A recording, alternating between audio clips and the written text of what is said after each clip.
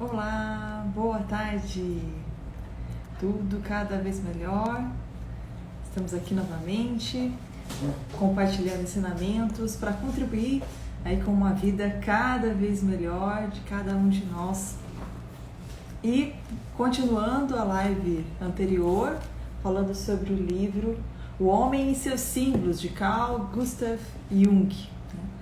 E no dia de hoje a gente vai falar sobre alguns assuntos, entre eles, começando falando sobre alguns aspectos que Jung escreve aqui nesse livro a respeito de pensamento, sentimento, sensação, intuição, forças, que fogem do nosso controle e muito mais. Então é uma alegria poder estar aqui compartilhando esses ensinamentos, que fazem com que a gente cresça em sabedoria e alcance, o propósito de Jung, que a gente falou na live anterior, que é justamente fazer com que todos nós, a propósito de Jung era fazer com propiciar uma reflexão para que através do autocomportamento, uma profunda reflexão, as pessoas pudessem ter então vidas plenas, ricas e felizes.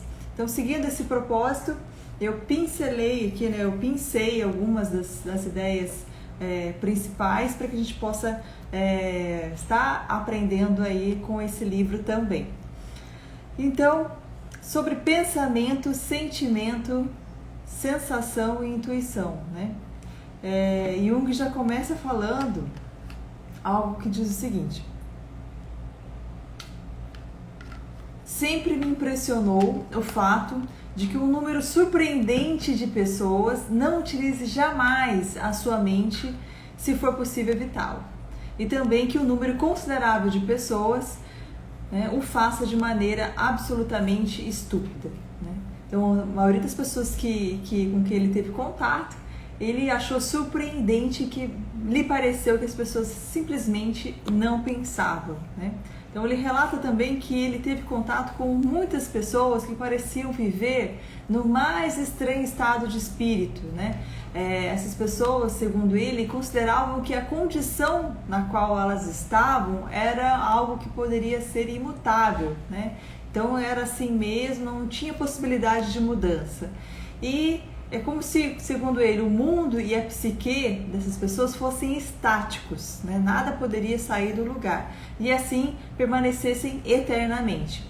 Pareciam destituídas de qualquer imaginação e dependiam inteiramente e exclusivamente da sua percepção sensorial. Então, tudo que elas percebiam pelos 5 sentidos, elas reconheciam. O que não era perceptível, o que fugia do alcance, não tinham esse senso imaginativo, não exerciam, não estimulavam a imaginação para enxergar além do que está ali manifesto, propriamente dito. Então ele percebeu o seguinte, que as pessoas utilizavam as suas mentes, as pessoas que utilizavam as suas mentes eram as que pensavam.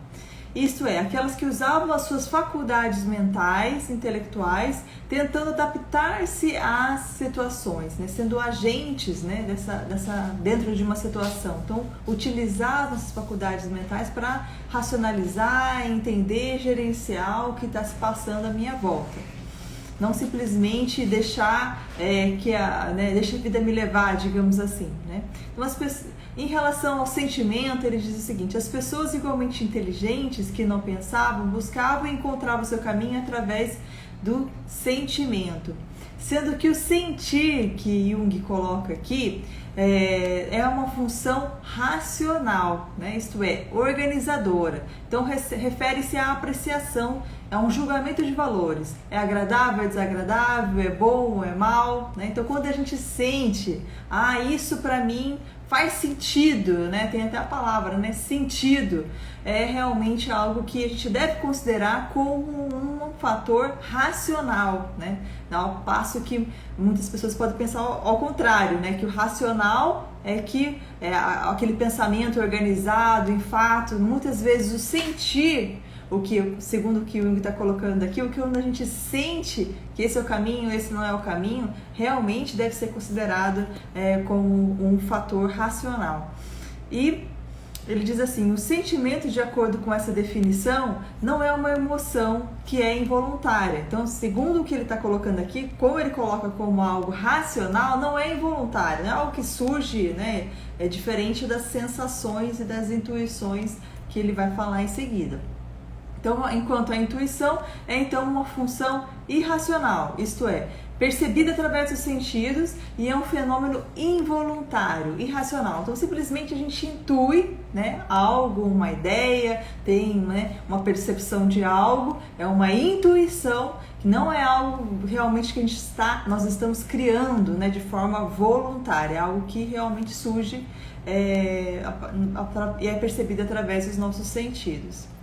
Então, a sensação, né, segundo Jung, é então a percepção sensorial que nos diz que alguma coisa existe. Então, eu sinto, né, eu pego, isso aqui existe, estou sentindo, percepção sensorial. O pensamento nos mostra que o que é essa coisa, a gente racionaliza através do nosso pensamento. O sentimento revela para a gente se é agradável ou não, o que a gente está sentindo a respeito de tal coisa, a respeito de tal situação, e a intuição dir-nos-á de onde vem e para onde vai, ok? De onde veio essa situação e para onde vai. Então é algo um pouco mais abstrato, né? Aí ele diz o seguinte: são apenas 4 pontos de vista, né? Entre muitos outros, né? Como a força de vontade, né? Como a gente aprende na filosofia, né? Teve uma live que eu fiz um tempo atrás falando sobre o ensinamento de Immanuel Kant, no qual ele fala sobre a boa vontade, né? Sobre a diferença que vai fazer na nossa vida em qualquer situação em relação à nossa boa vontade. Então a gente pode ter uma boa vontade que vai nos direcionar para virtudes, valor, sabedoria, uma vida plena, rica e feliz, mas também a gente pode usar essa vontade, essa força de vontade e organizar aí como existe aí o crime organizado, enfim, todas as outras de repente vertentes que não estejam levando aí a um caminho virtuoso, né? Muito pelo contrário, mas também está sendo direcionado por essa vontade. E também ele vai falar sobre o temperamento, a imaginação, a memória e assim por diante. Então, nada há de dogmático a respeito do que ele está aqui definindo, né? Assim como também nós aprendemos na psicologia multifocal, né? Não existe uma verdade absoluta, a gente está sempre reflexionando a respeito de cada situação. Então, particularmente, essas ideias foram úteis, né? Essas definições úteis para Jung, quando ele tinha que explicar reações dos pais para os filhos, dos maridos para as mulheres e vice-versa. E ajuda também a compreender os nossos próprios preconceitos, né? Então, muitas vezes, os nossos preconceitos estão baseados em quê? No nosso pensamento, no que a gente está sentindo, algo que a gente está intuindo, né? Algo que a gente percebe através da sensação. Então, isso faz com que a gente possa aí gerenciar melhor também, de repente, um preconceito que a gente possa ter, né? Eu mesmo sou hoje uma grande fã da professora Lucilena Galvão, mas eu nunca esqueço, o primeiro vídeo que me passou assim no YouTube dela, eu realmente simplesmente não gostei, né? Por quê? Porque ali estava agindo o meu pensamento, minha racionalização diante de tudo que eu já conhecia. Falei, não tem nada a ver com isso que ela está falando, não. E depois não sei em qual momento que ela realmente me pegou, né? E eu passei então a ouvi-la, né, quase que diariamente, tudo que ela tinha de conhecimento para nos passar. Então muitas vezes isso ajuda a compreender os nossos preconceitos. E aí ele vai falar um pouquinho sobre as forças que fogem do nosso controle. Eu acabei de colocar no meu stories ali um vídeo um canal de um grande psicólogo, o canal brasileiro do psicólogo Jordan Peterson, colocou um videozinho falando sobre o que Jung trouxe, né, para a nossa era, né? E falando um pouquinho também sobre essa inclusão que Jung fez entre religião e ciência, né? E aí ele fala um pouquinho sobre isso nesse livro também, né? O livro O Homem e Seus Símbolos. E aqui, justamente, eu coloquei um pouquinho sobre esse assunto, que ele diz o seguinte, né? Sobre as forças que fogem do nosso controle. Então, o que ele diz a respeito disso? A verdade é que os homens do passado não pensavam nos seus símbolos, viviam-nos e eram inconscientemente estimulados pelo seu significado. Então, simplesmente, os homens do passado, eles não pensavam. Eles só viviam os seus símbolos e pronto, acabou. Os pensamentos são uma descoberta relativamente tardia do homem. Primeiro, ele foi levado por fatores inconscientes a agir. Só muito tempo depois que ele começou a refletir a respeito das causas que motivaram as suas ações. Então, assim como nós mesmos, nós nascemos e vamos direto mamar, né? E a gente nem sabe, né? Não está racionalizando ali, é instintivo, né? A gente só está sendo levado aí pelo esse ensinamento que está lá no nosso inconsciente, né? Então depois a gente começa a organizar os nossos pensamentos e conseguir então refletir a respeito dos nossos atos, sendo que isso também pode sofrer influência ainda do tipo de estímulo que a gente está recebendo das pessoas ao nosso redor, né? Os recursos de aprendizagem que a gente recebe, o entretenimento, tudo isso acaba também nos influenciando. Então, Jung diz o seguinte: então, ele gastou muito tempo ainda para chegar à ideia absurda e disparatada de que ele mesmo se devia ter motivado desde que seu espírito era incapaz de identificar qualquer outra força motriz senão a sua própria, né? Então, em algum momento dessa evolução, houve isso também, né? Que o homem começou a se colocar como centro do universo. A ideia de que uma planta ou de um animal se inventarem a si mesmo nos parece fazer rir, segundo Jung. No entanto, muita gente acredita que a psique ou mesmo a mente inventaram elas mesmas e foram, portanto, o seu próprio criador, né? Então, não admite-se algumas pessoas, né? Essa live é principalmente para as pessoas céticas, né? Não admitem que existe um criador, que existe algo a mais, que os rege, né? Então, Jung vai estar dando uma direcionada nesse sentido.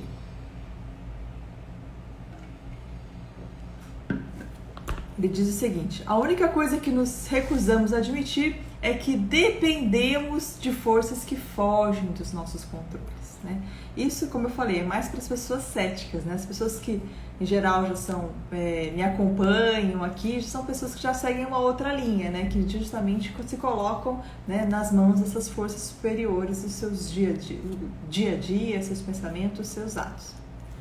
E ele continua: sobre essas forças, Jung diz: se ajustam aos nossos desejos, falamos em boa sorte, inspiração, feliz, né? Congratulamos-nos como pessoas sabidas, né? Então, ou seja, se deu tudo certo, a gente fala parabéns pra gente mesmo, né? E aí vem a força do ego. E se as forças nos são desfavoráveis, aí não, aí a gente fala assim: tenho pouca sorte, alguém tá contra mim, enfim, deve ser uma doença que eu tenho, né? Então, se tá tudo bem, parabéns pra mim; se tá tudo errado, é alguma coisa de fora, né? Nesses últimos tempos, né, lembrando que esse livro é da década de 60, Jung fala: nesses últimos tempos, o homem civilizado adquiriu certa dose de força de vontade que pode aplicar onde lhe parece melhor. Aprendeu a realizar eficientemente o trabalho sem precisar recorrer a cânticos e batuques hipnóticos. Consegue mesmo dispensar a oração cotidiana em busca de auxílio divino. Pode executar aquilo que se propõe, aparentemente traduzir suas ideias em ação sem maiores obstáculos. O lema "querer é poder" é a superstição do homem moderno.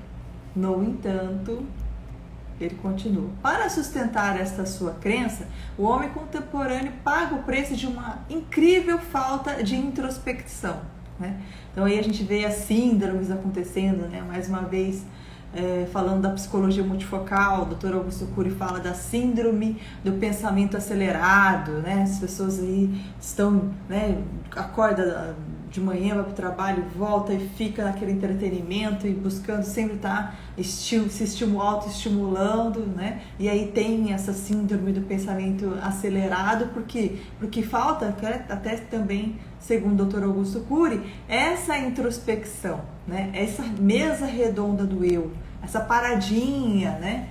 E assim a gente conseguiu organizar tudo que está aqui dentro para organizar tudo que está aqui fora também.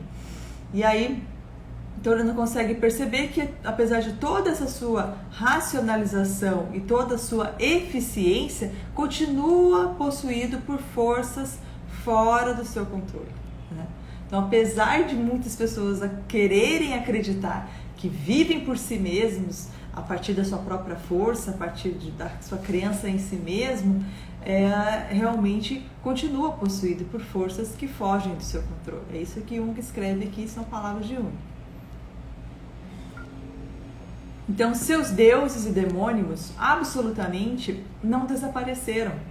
Têm apenas novos nomes, ok? E conservam em contato íntimo com a inquietude, com apreensões vagas, com complicações psicológicas, com uma insaciável necessidade de pílulas, álcool, fumo, alimento e, acima de tudo, com uma enorme coleção de neuroses, né? Então esse que é o resultado, né, da gente ficar só buscando resolver as coisas a partir do que a gente está olhando no manifesto, não considerar o inconsciente, não considerar a importância dos símbolos, não considerar nossa necessidade de introspecção, não considerar a necessidade de realmente ter essa crença nessas forças que fogem do nosso controle.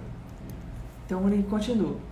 O homem gosta de acreditar-se senhor de sua alma, mas enquanto for incapaz de controlar seus humores e emoções, ou em tornar-se consciente das inúmeras maneiras secretas pelas quais os fatores inconscientes se insinuam nos seus projetos e decisões, certamente não é próprio dono. Então, embora, né, muitas pessoas, né, mais uma vez falando, não são em geral as pessoas que me acompanham aqui, mas embora muitas pessoas aí fora, né, gostem de achar que são senhores de sua alma, podem fazer e desfazer, que tá tudo bem, eu que mando na minha vida, né? Meu corpo, minhas regras, enfim, tudo isso que a gente ouve por aí, realmente não consegue de repente controlar suas emoções, não consegue controlar suas questões, né, do seu consciente e mesmo assim se julgam donas de si próprio.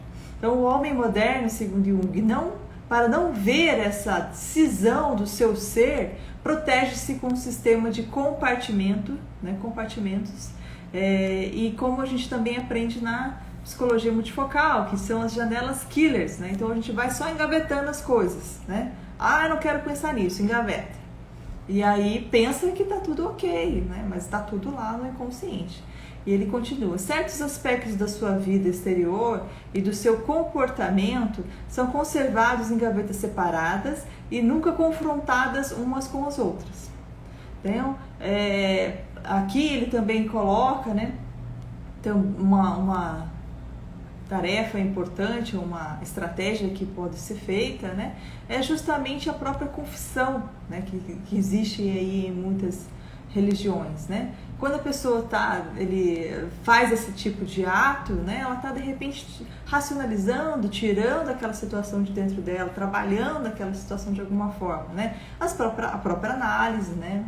O Jung é o fundador da psicologia analítica, né? Dizem que conversar com as amigas também faz bem para a cabeça, né? Então quem conversa com as amigas tem menos problemas, porque a gente não fica só engavetando as questões, né, do nosso que nos incomodam de alguma forma.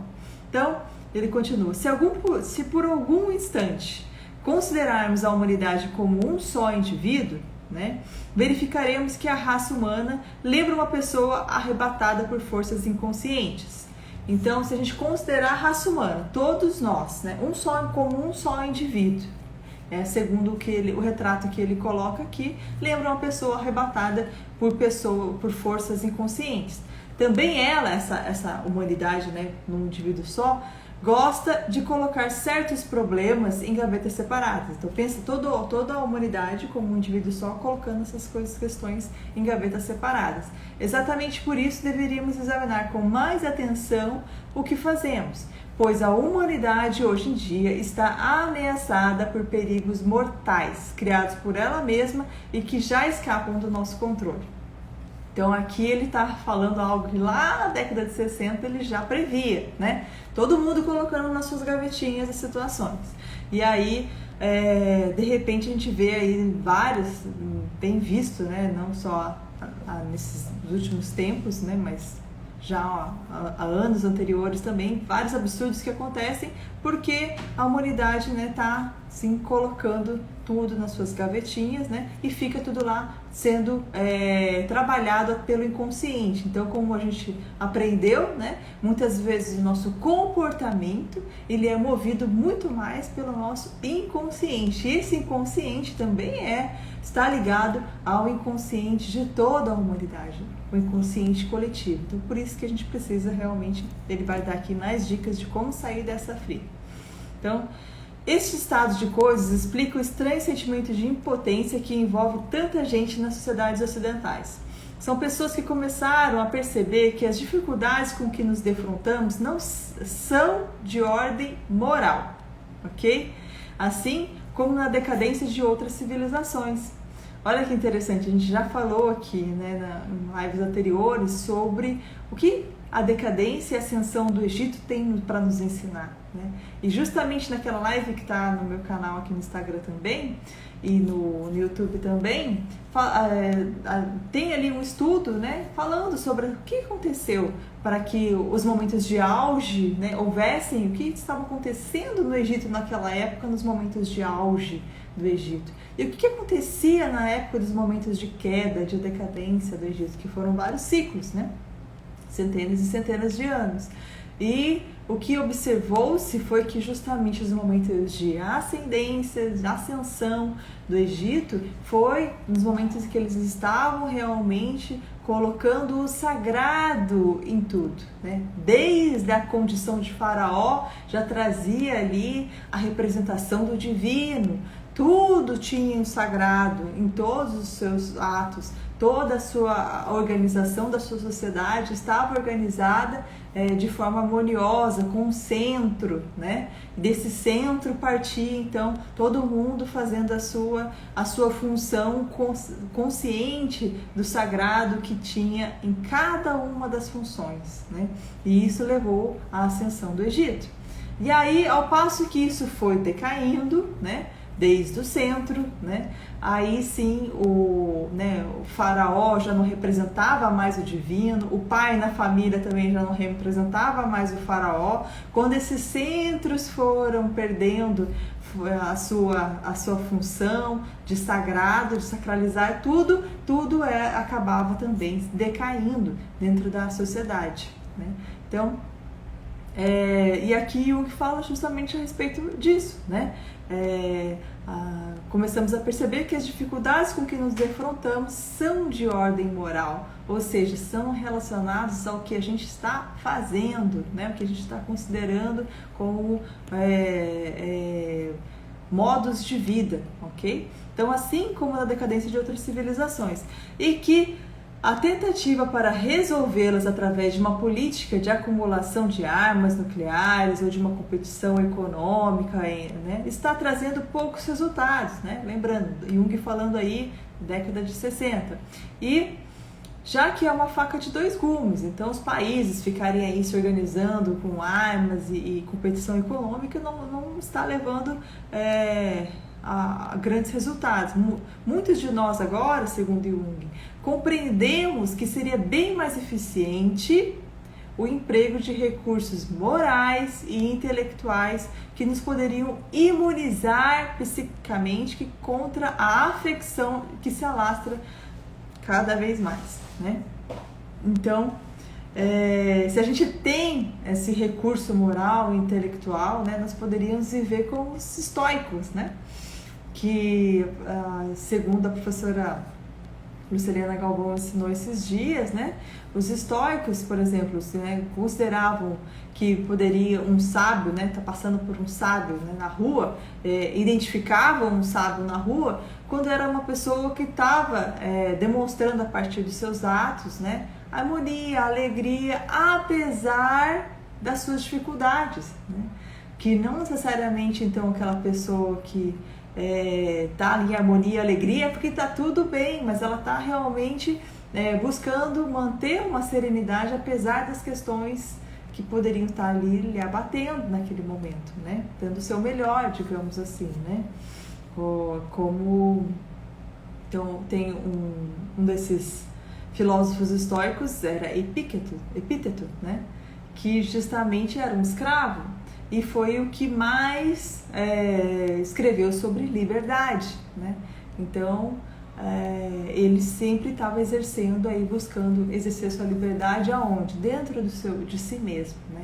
Aonde ninguém poderia tirar a sua liberdade. Então as suas virtudes, os seus valores, algo que ninguém poderia tirar dele, independente da condição que estava se apresentando para ele, né? Então, e segundo a visão que eu tenho aprendido também na Nova Acrópole, esse ideal, né, de sociedade, também não adianta mudar o sistema, né? Fundamentalmente, mente é preciso, segundo um dos fundadores aí da Nova Acrópole. Um homem que conheça a si mesmo, um homem que não tema a vida e a morte, que saiba basicamente como está constituído, não só por fora, mas por dentro também. Lembra da Constituição Septenária que eu falei na última live? Que seja responsável por seus atos, não um homem que é arrastado pelas circunstâncias, um homem que tenha vontade própria, que não lhe importarão as adversidades externas, porque será capaz de superá-las, né? Então esse é o indivíduo, esse é o ideal de indivíduo que a Nova Acrópole tem, né? Como propósito, para que a gente possa formar esses indivíduos. E assim, como uma sociedade ela é formada por indivíduos, né? Uma sociedade com um indivíduo com essas características vai ser com certeza uma sociedade mais saudável, né? E sobre o conceito da existência de Deus.